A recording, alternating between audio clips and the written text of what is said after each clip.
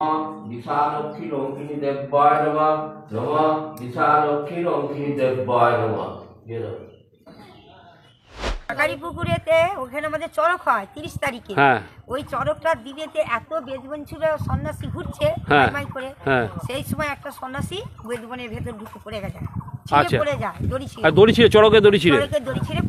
আমরা গল্প শুনেছি মায়ের কটা হাত সেটা কেউ বলতে পারে না। আপনি আজকে দেখে যান, কাউকে দুটো দেখান। আপনি আজকে দেখে যাবেন, 7 দিন পর আপনাকে যখন জিজ্ঞাসা করবো মায়ের হাত কটা, আপনি বলতে পারবেন।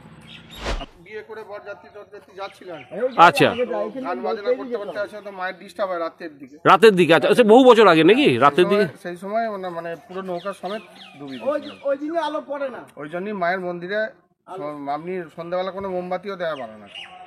আচ্ছা, মায়ের মন্দিরে সন্ধ্যাবেলা কোনো রকম লাইট দেওয়া যাবে না। আমাদের ঠাকুমার মুখে বা দাদুর মুখে শুনেছি বাঘ বেরোতো এখানে, বাঘ বেরোতো। মায়ের কাছে সত্য মনে যদি কিছু চাওয়া যায় তাহলে সবটাই পূরণ হয়। তো কদিন আগেকার একটি ঘটনা এখানে ঘটেছিল যে এক বাচ্চা মেয়ে, সে স্বপ্নাদেশ পেয়েছিল, সে মুখ বধির ছিল এবং চলতে হাঁটতে পর্যন্ত পারতো না। তো মায়ের স্বপ্নাদেশ পেয়ে সে এখানে এসেছিল। তো এবং সে এখানে মাসখানেক থাকার পর রীতিমতো সুস্থ হয়ে নিজের পায়ে হেঁটে বাড়ি যায়।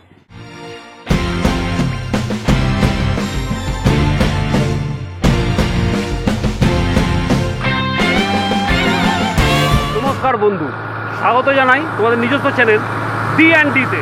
রঙ্কিনী মায়ের মন্দির বর্ধমানে শুনে একটু চমকে গেলেন?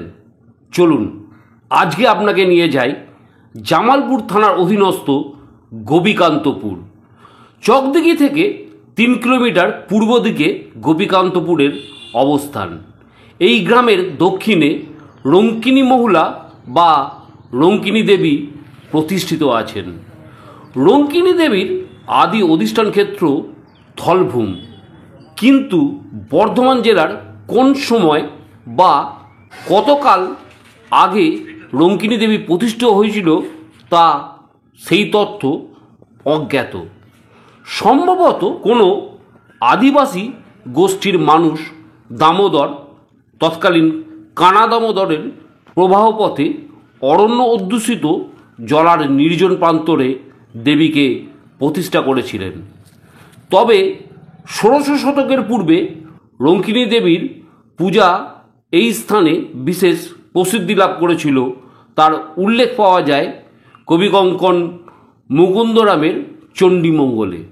মৌলায় রঙ্কিনী বন্দ মস্তকের পাঘে। বলরাম দাসের কালিকা মঙ্গলে বর্ণিত আছে, মৌলায় রঙ্কিনী বন্দ জোর করি পানি, ভান্ডার হাটে বন্দিলাম সাবিত্রী গোসানী। রূপরাম ও মানিকরামের দিগবন্দনায় মৌলায় রঙ্কিনী দেবীর উল্লেখ রয়েছে। বর্ধমান জেলায় রঙ্কিনী দেবীর পুজো চলে আসছে সুদীর্ঘকাল। মায়ের মন্দিরের সামনেই আছে নাট মন্দির।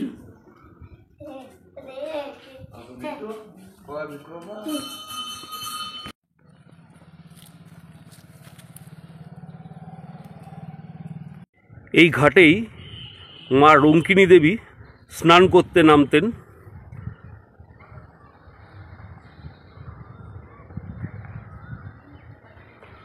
সেটাই তোমার এখানে শিলালিপিতে লেখা রয়েছে।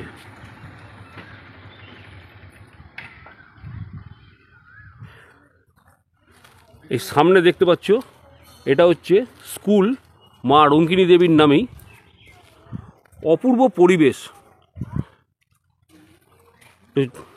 গাছগাছালিতে ভরা নির্জন স্থানে মায়ের অবস্থান। প্রচুর দর্শনার্থী কিন্তু এসছেন মাকে দর্শন করতে।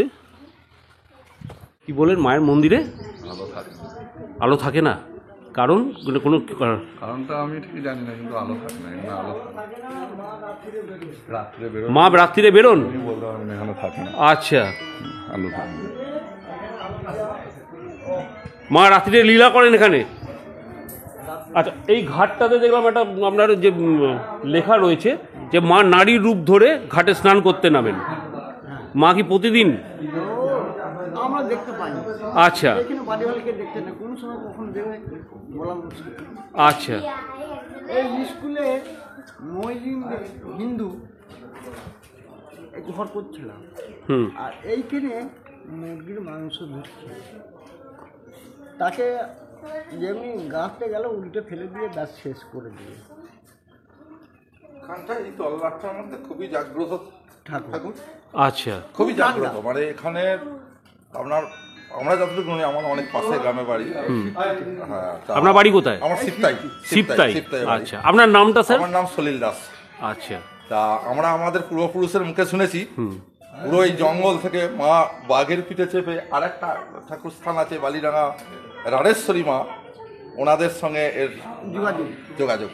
এবং আমাদের বর্ধমান ডিস্ট্রিক্টে এনারা 9টা বোন শুনেছে। 9টা বোন। আচ্ছা, এনাদের মধ্যে আছে আমাদের এখানে কাছাকাছি 3টি, রঙ্কিনী মাতা, রাড়েশ্বরী মাতা এবং ভান্ডারহাটিতে আর একটা কি মা। কাছাকাছি 3টে, আর বাকি 6টা? বাকি 6টা দেখুন বর্ধমানের ওদিকে একটা সর্বমঙ্গলা কি আছে ওখানে, আর বাকিগুলোর নাম জানি না কোন কোথায় কোথায় আছে। আমাদের জ্ঞান। আচ্ছা, এইগুলো সব জমি করেছে বেদবন তুলে, আর যারা জমি করেছে তাদের বাঁচতে হয়, তাদেরকে বাঁচতে হয়নি, মানে তারা কেউ বেঁচে নেই না, তার ছেলেরা ভোগ করে। ও, যারা যে খুঁড়ে করেছে তাদের বাঁচানো। এই জায়গাটাকে কি বলা হয়? রঙ্কিনী মা তো বটে না, রঙ্কিনী মহলাটা তাহলে কোথায়? এটাই রঙ্কিনী মহলা। হ্যাঁ বলছি, আমি যাচ্ছি রঙ্কিনী মহলায় আছি। ঠিক আছে, আপনার নাম তো? আমার নাম অমর মালিক। আমাদের এই আশপাশের যে গ্রাম এই রঙ্কিনী মহলা, মানে রঙ্কিনী মায়ের স্থানের যে আশপাশ 8-10টা যে গ্রাম আছে, সেই গ্রামের প্রত্যেকটা মানুষ এই পথ দিয়ে যেতে গিয়ে মাকে প্রণাম করে তার মনোবাসনার কোনো কিছু জানিয়ে তবে যান। মানে যাবতীয় শুভ কাজ মাকে প্রণাম না করে কোনো কাজ আপনার এই সারাউন্ডিং এরিয়াতে হয় না। এবং শনি মঙ্গলবার এখানে পূজা হয়, আশপাশ গ্রাম থেকে অনেকে পূজা নিয়ে আসেন। এবং এই যে আগামী চৈত্র মাস আসছে, আগামী চৈত্র মাসে অনেক জায়গা থেকে এখানে এসে পূজা টুজা দিয়ে এখানে খাওয়া দাওয়া করে যান। আবার তাদের গ্রামের কোনো পূজা উৎসব হলে এখানে আগে পুজো দিয়ে সেই মায়ের ইয়ে নিয়ে গিয়ে পুষ্প নিয়ে গিয়ে আবার সেখানে তাদের পূজা হয়।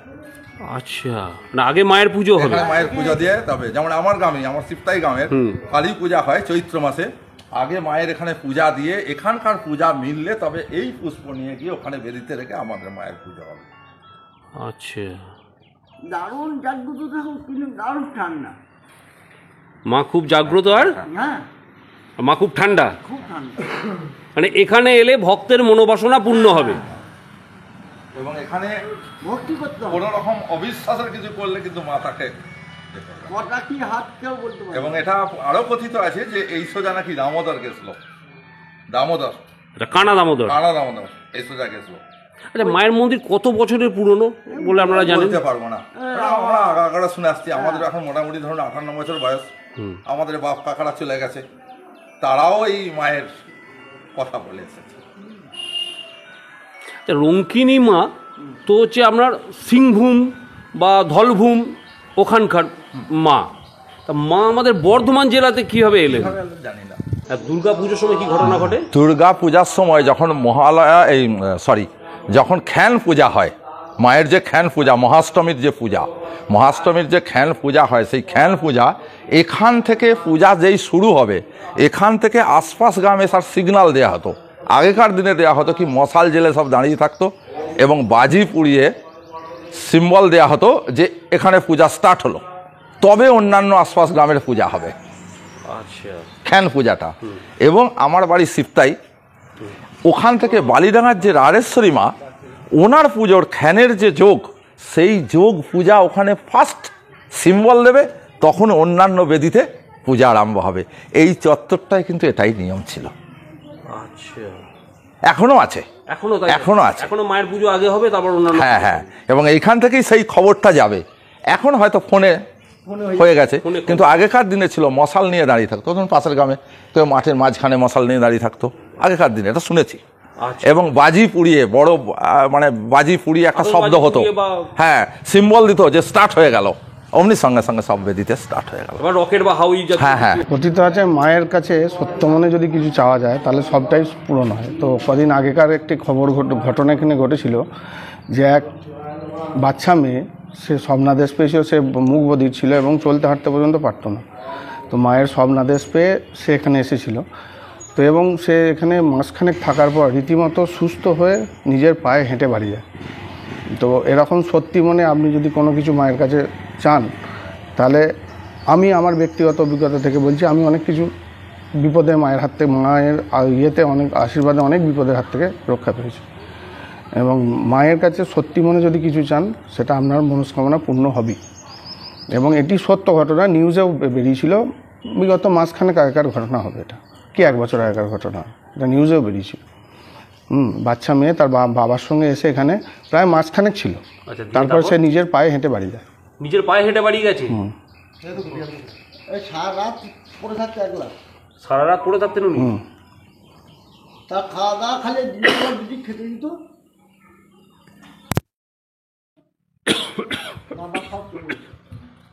সব এইখানে ওই দিনটা শুয়ে থাকতো, কার সঙ্গে কথা বলতো। আচ্ছা, পুরো একদম। আপনারা দেখেছেন সেই মেয়েকে? হ্যাঁ হ্যাঁ, এই কিছুদিন আগে ছিল আমার অফিসে, এই কিছুদিন আগে একজন আবু হয়েছিল, অনেক ডাক্তারবাতি করেছে, ভালো হয়নি, তাই এখানে ভর্তি যায় প্রায় 15-20 দিন ছিল। হ্যাঁ, সে ভালো হয়ে গেল। এইগুলো আপনাদের নিজের চোখে দেখা? হ্যাঁ, এইগুলো এগুলো আপনাদের নিজের চোখে দেখা? আচ্ছা, দাদার নামটা আমি জানবো। আমার নাম রাজীব গোস্বামী, আমার এখানেই আদিবাড়ি রংকিনী মোংলাতে। অ্যাকচুয়ালি যিনি বামুন ঠাকুর উনি আমার কাকা হন। আচ্ছা, আমার সুরেখান এখন আমরা থাকি, আমাদের মানে মায়ের পালা পড়ে। আচ্ছা, আপনাদেরই পালা পড়ে। আচ্ছা আচ্ছা, আমার কাকা আমার এখানে। আচ্ছা আচ্ছা, আমরা পিরুদাকে পেয়ে গেছি। পিরুদার সঙ্গে আমরা যাচ্ছি ঘাটে। তোমাদের যে ঘাটটা একটু আগে দেখিয়েছি, এখানে কিছু কাহিনী আছে, পিরুদা আমাদের জানাবেন। দাদা এই ইয়ে করতে হবে, প্যান তুলতে হবে। হ্যাঁ বলুন। নাহলে ওখান থেকে ঘুরে আসতে অনেকখানি। আচ্ছা চলুন। এইখানে জল কোনোদিন মরে না, এখানকার জল কোনোদিন মরে না, যত হোক। আচ্ছা, এই মায়ের এই যে ধোয়ার জল না, হ্যাঁ, থেকেই যাবে এখানে। আচ্ছা, এইটুকুন জায়গা নিয়ে থেকেই যাবে। আর এখানে তো ওই অল্প জল থাকে, কোনো মেয়ে ছিল আর পেচ্ছাপ ওইসব কিছুই করে না, এইখান থেকে জল নিয়ে মাথায় দেবে। আচ্ছা, এই জল কোনদিন মানে ভক্তরা এখানে এসে মায়ের জলে মাথায় ছোঁয়ায় বা হাত পা ধোয় নাকি? হাত পা পুজোর জন্য হাত পা ধোবে, মাথায় জল ছেটাবে, মানে মায়ের আশীর্বাদ ধন্য। আর ওইখানে মায়ের পুকুর আছে, ওখানে চান করে আসে। আচ্ছা, আর এইখানে জাহাজ ডুবি হয়েছে, ইয়ে উড়োজাহাজ ডুবি হয়েছে। উড়োজাহাজ? নৌকো নাকি? আচ্ছা, নৌকো ডুবি হয়েছিল। বিয়ে করে বরযাত্রী যাচ্ছিলেন, আচ্ছা, গান বাজনা করতে করতে আসে, তো মায়ের ডিস্টার্ব হয় রাতের দিকে। আচ্ছা, বহু বছর আগে নাকি? রাতের দিকে সেই সময় মানে পুরো নৌকা সমেত ডুবি, ওই দিনে আলো পড়ে না, ওই জন্যই মায়ের মন্দিরে আপনি সন্ধ্যাবেলা কোনো মোমবাতিও দেওয়া পারে না। আচ্ছা, মায়ের মন্দিরে সন্ধ্যাবেলা কোনো রকম লাইট দেওয়া যাবে না। সন্ধ্যারতি কটার সময় হয় মায়ের মন্দিরে? সন্ধ্যারতি হয় না, সন্ধ্যারতি হয় না, পুজো হয় একবারই। ও কটায় পুজো হয়? আপনার 10টা থেকে 10:30 থেকে 12:30। যেটা লেখা রয়েছে মন্দিরে যে টাইম, ওইটাই পুজো হবে, রাতে কোনো পুজো হবে না? মানে রাতে তাহলে আমরা এই জায়গাটা পুরো সম্পূর্ণ নির্জন। আর ধরুন আশেপাশে এই মুহূর্তে যে বাড়িগুলো যারা রয়েছে, রাস্তা দিয়ে কেউ যাতায়াত করে না? রাস্তা দিয়ে যাতায়াত করে না, যাতায়াত করে, কিন্তু মায়ের কখন বেরোনোর সময় বা মা কখন বেরোন, কখন এখানে আসেন বা কখন পুকুরে যান, কেউ জানে না। আমরা গল্প শুনেছি মায়ের কটা হাত, সেটা কেউ বলতে পারে না। আপনি আজকে দেখে যান, দেখায় কাউকে দুটো দেখায়। আপনি আজকে দেখে যাবেন, 7 দিন পর আপনাকে যখন জিজ্ঞাসা করবো মায়ের হাত কটা, আপনি বলতে পারবেন, আপনাকে গ্যারেন্টি দিলাম।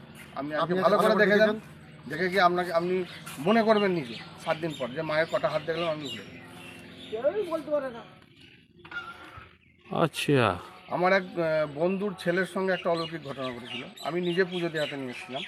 তো ওর ছেলের ছোট থেকে হাতে ফুটো ছিল, তো ব্যাঙ্গালোর নিয়ে যাবে বলে পুজো, আমি বলেছিলাম অনেক জায়গায় তো পুজো দিচ্ছ, তো আমার মায়ের মন্দিরে একবার পুজো দিয়ে আসবে।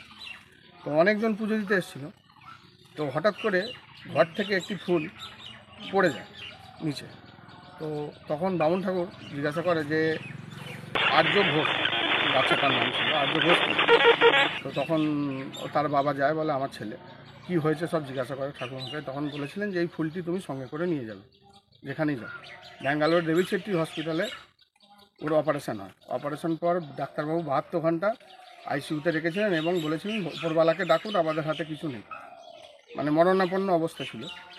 তো সেই ছেলেটি মানে 48 ঘন্টার মধ্যে জ্ঞান ফিরে আসে, ওই মায়ের পুষ্পটি নিয়ে গিয়ে তার মাথায় 3 বার ঠেকানোর পর। তার মুখ থেকে আমার শোনা। আচ্ছা, মানে যে ছেলেটি মানে ছেলেটির বাবার কাছ থেকে আপনার শোনা? বাবার কাছ থেকে আমার শোনা, এবং সেই মুহূর্তে সে আমাকে ওখান থেকে ফোন করেছে কাঁদু কাঁদু গলায় যে ভাই আমার ছেলে জ্ঞান এসছে। সকালবেলা কথা হয়েছে, আমাকে বলেছে যে আমি কিছু জানি না। আমি তখন ওকে বলেছিলাম যে পুষ্পটা তুমি নিয়ে গেছো? বললে হ্যাঁ সঙ্গে করে নিয়ে এসছি। বললাম পারলে একবার ভাইপোর মাথা একবার ঠেকি। তো ওর মা মানে ওনার স্ত্রী গিয়ে মাথায় ঠেকেছিলেন 3 বার, তারপরে চোখ খোলা এবং জ্ঞান চলে আসে। এবং ডাক্তারও বলেছেন এটা মিরাকেল। সেই ছেলে এখন সুস্থ? তো এখন সুস্থ এবং নিজে এইচএস পরীক্ষা দিচ্ছে এখন পুরোপুরি সুস্থ। মায়ের অলৌকিক লীলা একদম। এই যে মায়ের যে আপনি যে মন্দির দেখছেন বা মন্দিরের রং দেখছেন বা আপনার এই যে নাট বাংলা দেখছেন, এটা নাট মন্দির তো? এই যে সেট দেখছেন এই উপরে এই সেটটা, হ্যাঁ এই যে নতুন সেট, এটি নতুন করে দিয়ে যান আমাদের জামালপুর থানার আগের বড়বাবু রাকেশ সিং মহাশয়। আর এই যে যাবতীয় যা মায়ের কাছে মানে মানত করে মায়ের কাছে পাওয়ার পরে তারা এসে এগুলো করে দিয়ে গেছে। মানে যাদের যাদের মনোবাঞ্ছনা পূর্ণ হয়েছে তারা মাকে বিভিন্ন রকম মন্দিরে বিভিন্ন রকম দান করে গেছেন বা জিনিস তৈরি করে দিয়ে গেছেন। হ্যাঁ সবটাই মায়ের, এখানে কোনো অনুদান কিছু নেই, সবটাই মায়ের যারা ভক্ত আছেন তারা করে দিয়েছে। আচ্ছা। দেব্যায় নমঃ নমঃ বিশালক্ষী রঙ্কিনী দেব্যায় নমঃ নমঃ বিশালক্ষী রঙ্কিনী দেব্যায় নমঃ।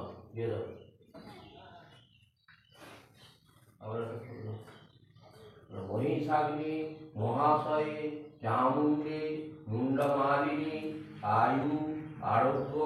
রঙ্কিনী মায়ের উচ্চতা প্রায় 12 ফুট।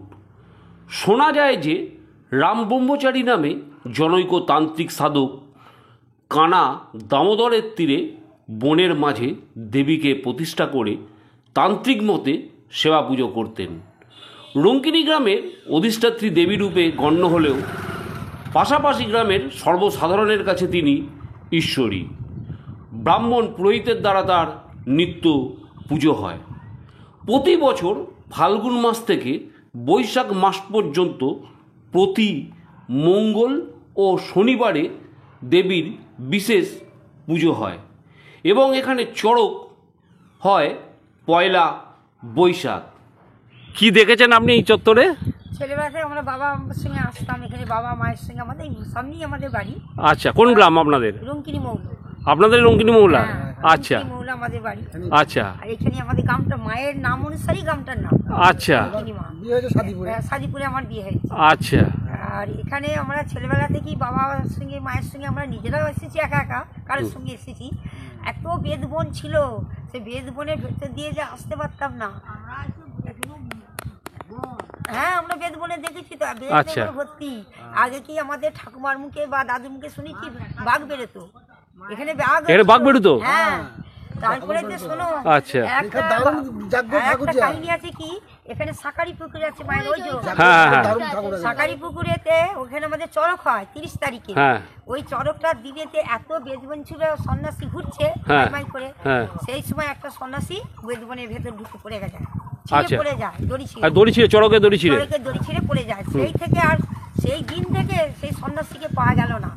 পয়লা বসে এই মায়ের সেদিনে পয়লা বৈশাখ মানে তার পরের দিন না 1 বছর পরে? 1 বছর পর, 1 বছর বাদে দেখাচ্ছে যে বলছে যে আমাকে একটু জল দাও, বাঁচাও বাঁচাও করছে।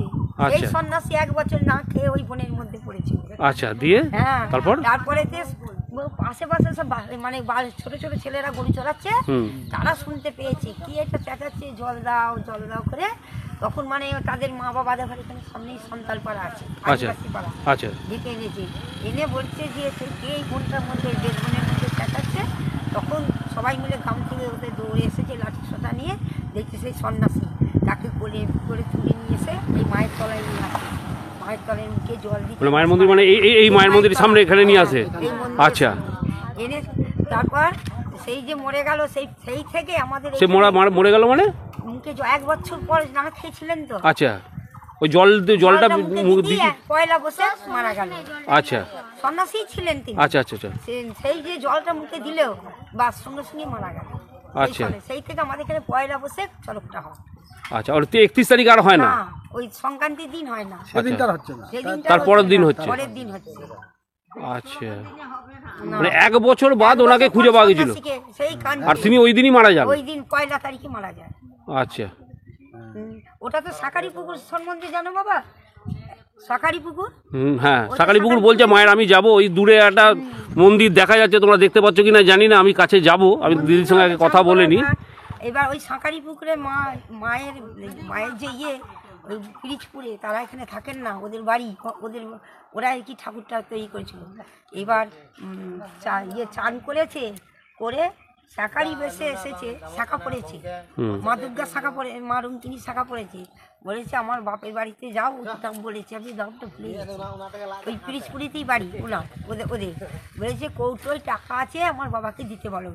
মা রঙ্কিনী নিজেই বলেছে। আচ্ছা, উনি যেই সেই শাকারিওয়ালা যে বলছে যে তোমার মেয়ে পাঠালো, ওই কৌটোর মধ্যে টাকা আছে, তখন তাড়াতাড়ি করে বলছি কে তোমায় পাঠালো, বলে হ্যাঁ তোমার মেয়ে তো শাখা পড়েছে আমার সঙ্গে, ওই কৌটোর মধ্যে বলছে জোড়া কলঙ্ক আছে, তার মধ্যে কৌটোর মধ্যে টাকা আছে, আমায় দাও। তখন বলছে সত্যি করেই দা, জোড়া কলঙ্কা তার মধ্যে কৌটোয় টাকা আছে, দিয়েছে। ওরা তো হতভঙ্গ হয়েছে বাবা। এই লোকটা তখন এসে বলছে আমি দেখবো আমার মেয়ে কেমন শাখা পড়েছে, এরকম দুহাত তুলে মা দেখিয়েছে। আচ্ছা, শাখা শুদ্ধ এরকম দুহাত তুলে দেখিয়েছে। আচ্ছা, আপনার নামটা জেনে নেব। আমার নাম অলকা রানী লাহা। আর আপনার পাশে কে? আমার নাতনি। কি নাম তোমার? অর্পিতা। এটা ঋত্বিক লাহা আমার ঋত্বিক নাতি। আচ্ছা, ভাই বোন? আচ্ছা, একটা করে ছেলে, মেয়ে ছেলে। ওটা বড় ছেলের নাম। আর দাদার নাম কি? আমার নাম নিমাই বাগ। নিমাই বাগ। দাদার বাড়ি কোথায়? সাদিপুরে বাড়ি। আমরা দাঁড়িয়ে আছি রঙ্কিনী মায়ের সেই পুকুরে, যেখানে মা শাখা পড়েছিলেন। আমার পেছনেই রয়েছে এই পুকুর।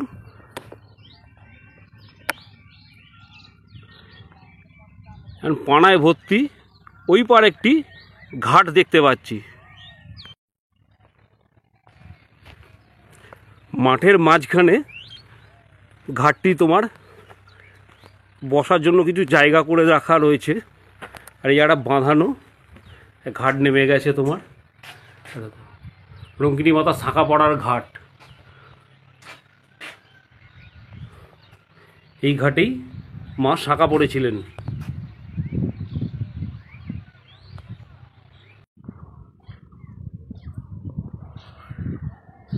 মাঠে আলু তোলা হচ্ছে, দিদিরা তুলে নিয়ে আসছেন, আর এইখানে এক দাদা গাছের ছায়ায় বিশ্রাম নিচ্ছেন। দেখো, আমাদের বর্ধমান জেলায় এইভাবেই আলু তোলা হয়।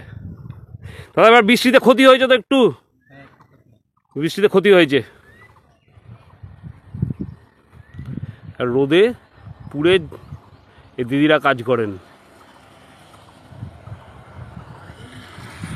থেকেই আমরা মাকে দেখে আসছি এইভাবেই। হ্যাঁ, বর্ধমানে মহারাজার দান, এখানে প্রায় 70-75 বিঘে জমি আশপাশে আছে, এই মাকে দিয়া আছে। আমাদের পূর্বপুরুষরা সব তখন ওই সব জমি থেকে সেরাম কিছুই পেত না, খাজনা টাজনা দিতে হতো। সেই জন্যে এটা বাণীনিকেতন বলে একটা ট্রাস্টি করে তাকে এই সমস্ত মায়ের সম্পত্তি দান করা হয়েছিল। ওরা বলেছিল এখানে সমস্ত উন্নয়নমূলক কাজ করব, এই সব বলে একটা ট্রাস্টি তৈরি করে, সেই ট্রাস্টির ভেতরে এমএলএ ছিল, থানার বড়বাবু ছিল, এখানে 2-4 জন ছিল, এইভাবে ট্রাস্টি করে দেওয়া হয়েছিল। তো তোরা তো পয়সা করি যে যার এখানে করতো, সব নিত। স্কুলও সেভাবে হয়নি, 8 পর্যন্ত ওই কোনো রকমে চলতো। এখন ইদানিং এটা স্কুল ফাইনাল পর্যন্ত হয়েছে বাণীনিকেতন।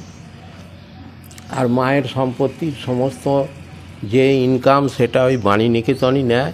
এই সব যে দেখছেন, এই সব এখানকার লোকেরা কিছু না কিছু ঠাকুরকে কাছে নিজের চেয়েছিল, তার আশা পূর্ণ হয়েছে, সেইভাবে তারা এসে এইটে করে গেছে। এই যে দেখছেন, এখানে জামালপুর থানার যে বড় দারোগা ছিল, সে বহুদিন যাবৎ এইটে করে দেওয়ার জন্য এখানে পুজো দিতে আসতো। কি পেয়েছে তা জানি না, মায়ের কাছে কি চেয়েছিল, বহুদিন যাবৎ এইটে করার জন্য সে চেষ্টা করছিল, কিন্তু সে করে আসতে পারছিল না। এমন সময় রিটায়ার হওয়ার, এখান থেকে ট্রান্সফার হওয়ার কিছুদিন আগেই 2-1 জন এসে এইটে করার জন্য উদ্যোগী হলো এবং ওকে বলল। তারা এসে ওই থানার বড় দারোগাকে বলে এইটে হলো, আর সঙ্গে সঙ্গে সে এখান থেকে আবার 1 মাসের মধ্যেই ট্রান্সফার হয়ে চলে গেল। এই সব যে দেখছেন সবই লোকেদের দান। মায়ের মন্দিরে কটার সময় মায়ের মন্দিরের দ্বার খোলা হয়? মায়ের মন্দির মোটামুটি ওই 10:30 থেকে 11টার মধ্যে খোলা হয়, আর 2টো 2:30 পর্যন্ত থাকে। শনিবার মঙ্গলবার প্রচুর। এখান থেকে 10 কিলোমিটারের মধ্যে, 10-12 কিলোমিটারের মধ্যে যত গ্রাম আছে, আগে এইখানে মায়ের মন্দিরে এসে পুজো দিয়ে যাবে, তারপরে তাদের ওখানে পুজো হবে। কাছে যেগুলো কাছে পিঠে তারা সেই দিনই আসে, এখান থেকে পুষ্প ফুল নিয়ে গিয়ে তাদের গ্রামে পুজো হয়। আর বাইরে যাদের 10 কিলোমিটার 12 কিলোমিটার দূরে, তারা আগে এসে পুজো দিয়ে যায়, তারপরের সপ্তাহে তাদের ওখানে পুজো হয়। মায়ের মন্দিরে ভোগ হয় তো? না, মায়ের মন্দিরে এমনি কোনো ভোগ হয় না। এর মূর্তি আলাদাই, একই মূর্তি পাথরের আমাদের বাড়িতে থাকে। সে সকাল সন্ধে পুজো হয়, ভোগ টোগ যা হওয়ার সেখানেই হয়। এখানে কেবল এটা হচ্ছে বনের রঙ্গিনী, তখন এখানে সমস্ত বনে ভর্তি ছিল, এমনকি বাঘ টাঘ পর্যন্ত এখানে দেখা যেত। এখানে একবারই দিনের বেলা পুজো হয়। অষ্টমীর খ্যান ধরে পুজো হয়। এখানে খ্যানের চোট হিসেবে পাশে পাড়াতল বলে একটা গ্রাম আছে, সেখানকার আগে চকদিকি বাবুদের বাড়ি ছিল, জমিদারদের, তাদের ওখানেও সেটা উঠে গেছে, এখন পাড়াতলে আসে। যখনই খ্যানের পুজো হোক, রাত্রি 1টা 1:30 2টো এখানে পুজো হয়, এবং এখানে চোট ধরে ওখানে চোট হয়। গোটা মাঠে লোক থাকে, ওই আওয়াজ যায়। এখানে যেমনি চোট আরম্ভ হয়, আওয়াজ যায়, সেই আওয়াজ এখন লোক মাঠে মাঠে দাঁড়িয়ে থাকে, এখনো দাঁড়িয়ে থাকে। না আওয়াজ এইখান থেকে দেখা গেল ওই খানিকটা দূরে আছে, এখান থেকে ও করে আওয়াজ তুললো, ওখান থেকে আওয়াজ তুললো, ওখানে ইয়ে নিয়ে দাঁড়িয়ে আছে, সেই হিসেবে চোট হিসেবে সেখানে চোট এখন। ওটাও ফোনের এতেও সেটা দেখছে, ভিডিও কলের মাধ্যমেও দেখছে, কিন্তু আওয়াজ যেহেতু আগে থেকে হয়ে আসছে, কথাটা তারা ধরে রেখে দিয়েছে যখনই হোক। এই পাশেই সাঁকারি পুকুর, এই পুকুরে মা সাঁকা পড়েছিল, পড়ে আমাদেরই পূর্বপুরুষ কোনো একজনকে বলেছিল এখানে যা কলঙ্গায় পয়সা রাখা আছে দিতে বলবি। সে গিয়ে বলেছে এরকম কলঙ্গায় পয়সা রাখা আছে, ওখানে একজন সাঁকা পড়েছে, দিতে দেখে সত্যি কলম, বলে আমার তো মেয়েটে কেউ নেই, তাহলে কে পড়লো, চলো। এসে দেখে পুকুরে তখন হাত তুলে এরম দ্বারা মা দেখা দিয়েছে। এই ঘাটে এইখান দিয়ে আগে ওই যে দামোদর ছিল, শোনা যায় ওই দামোদরটা এইখান দিয়ে ছিল। মা এখানে ঘাটে বসেছিল, আর ওই সুপুরির জাহাজ যাচ্ছিল, তা গান গাইতে গাইতে যাচ্ছিল নাবিকরা, মাকে দেখে হঠাৎ গানটা বন্ধ করে দিয়ে। তো বন্ধ করতে বললে, বেশ তো গান গাইছিল রে তোরা, তাহলে গান গাওয়াটা বন্ধ করলি কেন? বলতেই তখন অঙ্গি ভঙ্গি যা হোক কিছু দেখিয়েছে, খানিকটা দূরে গিয়েই সে জাহাজ ডুবে গেছিলো। এরপর যখন সরকার, এর আগে সিপিএমের আমলে সরকার যখন এইগুলোকে, দামোদর তো ওটা দিয়ে হয়ে গেছে, এটা কানা পড়ে আছে, কানা দামোদর, এইখানে করলো কি, ফিশারি ডিপার্টমেন্টের জন্য পুকুর কাটতে এলো। তখন আমাদের বয়স ওই 5-6-এ পড়ি। পুকুর কাটতে এলো, পুকুর কেটে যেতে যেতে যেতে যেতে যেখানটা ডুবেছিল সেইখানটা যখন গেল, মাটির একটা স্তর আজকে কেটে গেছে, কালকে এসে দেখে সেখানে ওই জাহাজের আকৃতি নিয়ে বিরাট ফুলে উঠেছে। তখন দেখে শুনে আর কাটলো না বা কিছু করলো না তারা, সেখানটা এখনও এরম দ্বারা পানা টানা হয়ে ওই অবস্থায় পড়ে আছে, বাকিগুলো পুকুরে চাষ হয়। সেটা ওই ইলামপুরের কাছাকাছি ওই দিকে, এই খাল ধরেই যেতে হবে, ইলামপুরের কাছাকাছি। সেখানটা থেকে আর পুকুর কাটা হয়নি, আর বাকিগুলো পুকুরে চাষ হচ্ছে। মায়ের মন্দিরে কোনো আলো জ্বলে না? না, এখানে কোনো অনেকে এসেছিল আলো টালো দেওয়ার জন্য, এর জন্য কোনো বনের রঙিনী অন্ধকারই থাকে। খুবই জাগ্রত এবং খুবই শান্ত প্রকৃতি। এ ঠাকুর রঙ্কিনী দেবীর তো বসবাস হচ্ছে আপনার ধলভূম বা মানভূম এলাকায়। আমাদের বর্ধমানের মাটিতে দেবী, এখানে আমাদের পূর্বপুরুষরা কেউ না কেউ এর স্বপ্নাদেশ পেয়ে এই মাকে পেয়েছিল। ওই সেই মূর্তি এখনও আমাদের ওখানে আছে। এর কোনো বইয়েতে কোনো মন্ত্রর কোনো ইয়ে নেই, সেই স্বপ্নাদেশই যা মন্ত্র সেই মন্ত্র লিখে দিয়ে গেছে, সেই মন্ত্রই চলে আসছে, কোনো বইয়েতে এর মন্ত্র নেই। এবং প্রত্যেকটা জেনারেশন ওয়াইজ মানে পুজো করার জন্য, মায়ের সেবার জন্য কিন্তু পুত্র সন্তান থাকে। আচ্ছা, মানে আমার ইনি কাকা হন, তো আমার ভাইয়ের কিন্তু ছেলে, আচ্ছা, আমার আগের আমরা 4 ভাই, আমার জেঠুর 2 ছেলে, আমরা 2 ভাই, 4 জনের কিন্তু একটি করে মেয়ে। আচ্ছা, কিন্তু আমার কাকার কিন্তু মানে নাতি হয়েছে, মানে মায়ের সেবা দান করার জন্য এছাড়া আর কি মা কিন্তু কি পাঠিয়ে বলবো? যান জেনারেশন ওয়াইজ। আচ্ছা, এছাড়া কি সবই মায়ের এইভাবেই চলে আসছে। এবং মাকে কায় মনোবাক্যে যদি কেউ কোনো কঠিন জিনিসও চায়, ঠিক সে পাবি। অনেকে আসছে এই দূরে, অনেকে আসছে এই দূরে। সেদিনই একজন এসেছিল চকদিঘি থেকে, বললে আমি যা হয়েছিলাম ডাক্তার ফাক্তার সব ফেরত আমাদের বাড়িতে এসেছিল, তা মায়ের পুজো নিয়ে আসবো, কখন আসবো, কীভাবে আসবো, এই সব জিজ্ঞেস করতে এসেছিল। হ্যাঁ, মঙ্গলবার দিন আসবে সে চকদিঘিতে বাড়ি। পঙ্গু মেয়েটার ঘটনাটা বলা হচ্ছে। হ্যাঁ, এই হ্যাঁ এখানে যাত্রী, এবং সেটা হয় এই ফাল্গুন মাস থেকে, ফাল্গুন, চৈত, বৈশাখ, জ্যৈষ্ঠী, পুরো এই মানে যত গ্রাম আছে 10-12 কিলোমিটারের সমস্ত বাড়ি থেকে আসতেই হবে, গ্রাম থেকে আসতেই হবে। চড়ক কবে হয়? চড়ক পয়লা, বাসি চড়ক এখানে। কিন্তু হ্যাঁ, কেন হয় সেটা ঠিক বলতে পারবো না, ওর কি আছে না আছে সেটা ঠিক জানি না কো। তবে এখানে বাসি চড়ক ওই পয়লা তারিখে, হ্যাঁ সব সংক্রান্তির দিন চৈত্রী হয়, 30 এখানে পয়লা বৈশাখ কেন সেই এটা জানা নেই কো। আমাদের এখানে সবটাই আমরা রঙ্গিনী মতে পালন করি, তো আমাদের শিবরাত্রি একদিন পর হয়। আচ্ছা, আমাদের চড়কটা একদিন পর হয়। সবই মায়ের তো পূর্বপুরুষ ধরে চলে আসছে, আমরা সেই প্রথা মেনে চলছে, সেই রীতি আমরা এখনো মেনে চলছে। আমাদের এখানে যেমন শিবরাত্রির দিন পুজো করি না আমরা, আচ্ছা, মানে শিবের পুজো হয় আমরা করি শিবরাত্রির পরের দিন। আচ্ছা, তাহলে মায়ের দোল হয় নাকি? না, দোল হয় কিছু এখানে হয় না। না, আমাদের বর্ধমানে যেরকম দোল একদিন সারা ভারতবর্ষ যেদিনকে হোলি খেলবে, আমাদের বর্ধমান শহরবাসী কিন্তু সেদিনকে হোলি খেলি না, পরের দিনে হয়। এখানে এমনি সেভাবে দোল খেলা হয় না, তবে প্রত্যেকেই আসে আবির টাবির দিয়ে মাকে প্রণাম করে যা। এইভাবেই যে সেদিন কোনো একটা ওই নিয়ে অনুষ্ঠান হলো, কিছু হলো, সেভাবে হয়। ঠাকুরের নামটা আমি জানি। আমার নাম রাধাশ্যাম গোস্বামী। নীলষষ্ঠী যেমন পরপর হয় আর কি, 31 তারিখ চড়ক হয়, তার আগের দিন নীলষষ্ঠী হয়, এগুলো আমি দেখে এসেছি। কিন্তু যেহেতু আমাদের বিয়ের পর থেকে আমি শুনছি যে আমাদের কিন্তু পরের দিন হয়, মানে যেদিন অ্যাকচুয়ালি সবার নীলষষ্ঠী হয় পরের দিন আমাদের হয়, আর তার যেদিন চড়ক হয় তারপরের দিন, মানে পয়লা বৈশাখ এখানে চড়ক হয়, 31 তারিখ হয় না। তো এটা আমি দেখছি। আর অলৌকিক ঘটনা হিসেবে ওইটাই শুনেছি যে অ্যাকচুয়ালি জিনিসটা তো অনেক আগেকার, অনেক যুগ আগেকার, সেটা তো জানি না। তবে যেটা শুনেছি সেটা হচ্ছে যে এই চড়কের দিন এখানে মানে সন্ন্যাসীরা, তো চড়ক যেটা হয়, চড়কে ঘোরা হয়, তো সেই ঘুরতে গিয়ে নাকি একজন সন্ন্যাসী অনেক দূরে আর কি ছিটকে পড়ে গেছিলেন। তো ওনাকে নাকি অনেক দিন, প্রায় 1 বছর মতন হয়তো, মানে বেশ কয়েক মাস ওনাকে খুঁজে পাওয়া যায়নি। তো এবার অনেক দিন পর অনেক খুঁজে টুজে ওনাকে নাকি পাওয়া গিয়েছিল, তো ওনাকে মায়ের কাছে আনা হয়েছিল নাকি।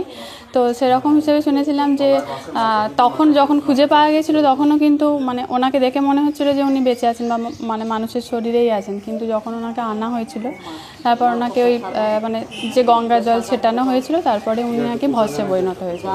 তো তার এই যে ঘটনাটা, অলৌকিক ঘটনাটা, মানে এটাই শোনা হয়েছে। এবং তারপর থেকেই নাকি আমাদের মানে পরের দিন, যেদিন আসল সবার যেদিন চড়ক, সেদিন চড়ক আর মানে করা হয় না, পরের দিন হয়, বাসি চড়ক হয়, পয়লা বৈশাখ হয়। মানে সবার 31 তারিখে হয়, 31শে চৈত্র বা 30শে চৈত্র যেটাই হোক, আর এটা কিন্তু পয়লা বৈশাখ হয় আমাদের। আমরা নীল ষষ্ঠীটাও, মানে আমরা যে ষষ্ঠী করি মায়েরা, ষষ্ঠী আমাদের উপোস করতে হয়, পুজো দিতে হয়, শিবের ঘরে পুজো দিতে হয়, সেটা আমাদের যেটা নীলের পুজো যেটা সবাই করে, কিন্তু আমরা যেটা সবার চড়ক, সেই চড়কের দিন হয় আমাদের। মানে পয়লা বৈশাখের আগের দিনই আমরা নীল ষষ্ঠী করি। আমরা যেমন মায়ের, হ্যাঁ এটা আমরা সবাই এখানে আমাদের যারা, হ্যাঁ আমরা কিন্তু ওই সেই দিনই নীল ষষ্ঠী করি। নীল ষষ্ঠীর দিন নীল ষষ্ঠী নয়, পরের দিন। আপনার নাম? আমার নাম ইন্দ্রাণী গোস্বামী।